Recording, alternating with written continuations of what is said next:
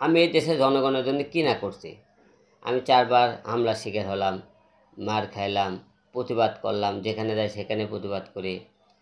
করার পরে দেশের জনগণ মনে করেন আমাকে অনেকেই ইনসাল্ট করে, অনেক কিছু বলার পরে আমি কোনো রেহাই পেলাম না।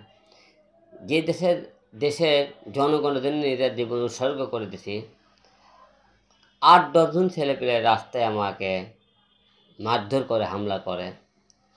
সেখানে আমার সামনে 300-400 লোক দাঁড়িয়ে থাকে। আমাকে রক্ষা করার জন্য তারা এগিয়ে না আসে। আমি কাদের জন্য মার খাইছি? তাদের জন্য মার খাইতেছি।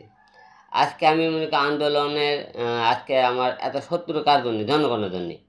যে দেশের জনগণ আমাকে সেফটি দেয় না, তাহলে আমি কেন হিরো আলম জনগণকে সেফটি দেব?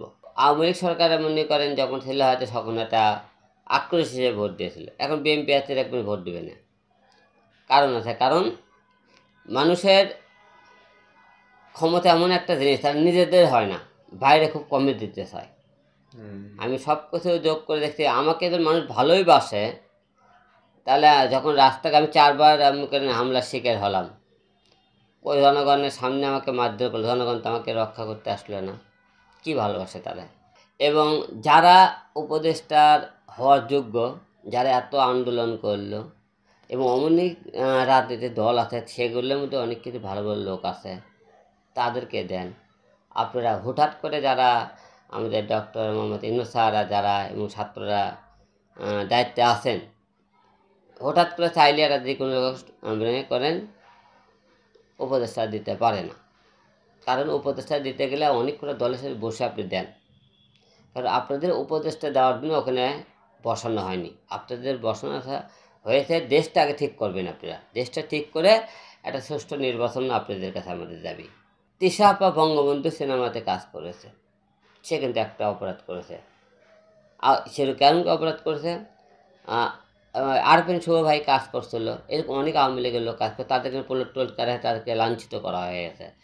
তারা তো সেই অপরাধ হয়ে গেছে, তাহলে তিশা কেন অপরাধী না? এবং সেই ঘর থেকে ফারুকি ভাই কী হিসেবে হয়? ফারুকি ভাই তো যখন আওয়ামী লীগ সরকার ছিল তখন তো তেল মারা কিছু পোস্ট করতেছিল আওয়ামী লীগের জন্যে। তাহলে সব কিছু মিলে জনগণ তো এই দিনের কথা ধরবে। কারণ এর থেকে হিরো আলম কেন বলতেছে ফারুকের থেকে হিরো আলমক দেওয়া ভালো ছিল, হিরো আলম পাওয়া যোগ্য? কারণ হিরো আলম মাঠে ছিল, কাজ করছে একটু হলো জনগণের জন্য, এই জন্য কথাটা বলছে। কিন্তু আমি উপদেষ্টা হতে চাই না। বাংলাদেশের লোকেরা আসলে কি মানুষের মূল্যায়ন একটু কম করে। প্রতিভা যদি থাকে তাদেরকে সাহস দেয় না কিছু করার জন্যে, তারা ভালো একটা কিছু করুক এই ধরনের তারা কিছু করে না। তো এই জন্যই বললাম, যারা কাজ করতেছে তারা মনে করি একটা ইগো কাজ করে, যে আমরা এত লেখাপড়া এত কিছু থাকতে হিরো আলম এই দেশে রাজত্ব করবে, এটা কেমন দেখায় না? এটা তাদের মেনে নিতে চায় না। আমরা যতটা মনে করেছিলাম এই সরকার পরিবর্তন করবে ততটা না, কারণ এই সরকার এখন পর্যন্ত খাদ্যর দাম নিয়ন্ত্রণে আনতে পারেনি। তারপরে আরও মানুষের কর্মের কোনো ব্যবস্থা করেনি, বাইরে থেকে ব্যবসা বাণিজ্যে যে আমাদের যে অবস্থা সেটাও ঠিক হয়নি। তাই তারা তো উপদেষ্টা মানুষের কে আসতেছে কে যাইতেছে কারে বসাবে এটাই নিয়ে ব্যস্ত, জনগণের চিন্তা নিয়ে তারা তো ব্যস্ত হয়ে পড়েনি দেখলাম।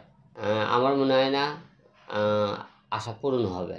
এর থেকে একটা সুষ্ঠু একটা নির্বাচন তত্ত্বাবধায়ক সরকার থেকে আপনার সুষ্ঠু একটা নির্বাচন দিয়ে আপনারা চলে যান।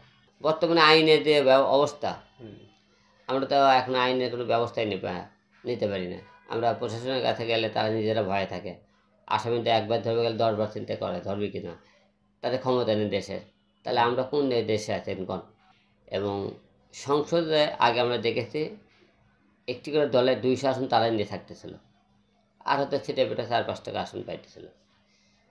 এখন প্রতিটা দলে যে কত দল আছে সব দলই যেন সংসদে যেতে পারে, সবাই যেন 20টা 30টা 40টা 50টা সিট পায়, তাহলে দেখবেন সংসদে দেশটা সব করার লোকের কথা বলে একটা জায়গা থাকবে। সামনে অল টাইম বাংলাদেশ সুন্দরই দেখতে চাই, কিন্তু সুন্দর কতটা হবে জানি না আমি।